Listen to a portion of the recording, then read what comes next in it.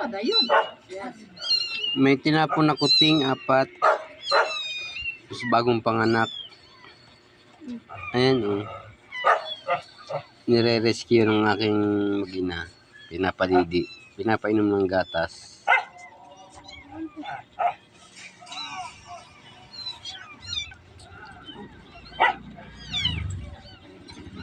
Kumakain naman, dumididi naman sila, umiinom naman sila ng gatas. So sobrang hihina nila nung una, pero ngayon malakas na sila. Uy, bobo mo. Nilaglo mo yung mukha mo. Tanga ka. Naubos na?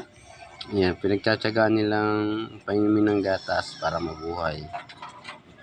Tinapon ng may-ari. Walang puso yung may-ari nito. Alin ba? Ito? Gusto damit lang. Ano? Wala na dyan?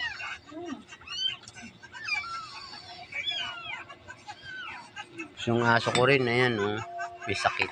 Hindi rin siya kumakain.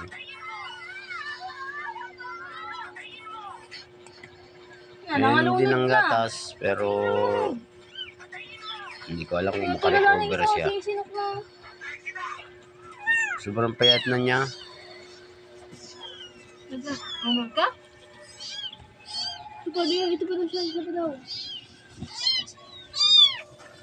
Ito rin daw. Tinapon sila na nakabox. Baka ada yun. Pinulot ko kasama yung box. Yung mga pusa. Masala. Matulog lang tayo yung diretso ba? Sino ba? Sino pang gutom dyan? Ipaubos yung nandun sa digi ba? Wala naman na. Hindi, paubos nga yung natira ni Milo. Ipaubos sa kanila.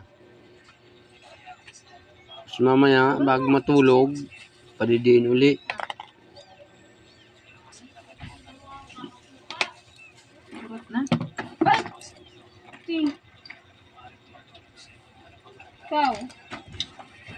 Yun si Milo, painumin din yan mamaya ng gatas. Ka-recover. Kung sabuhan ka pa ng kain. Kung may papadoktor lang tayo, bakit ba? Marami man tayong alaga, pero yun nga, kaya natin pakainin, pero pag may sakit, hindi natin kaya magpagamot. Mahal kasi paggamot ng hayop.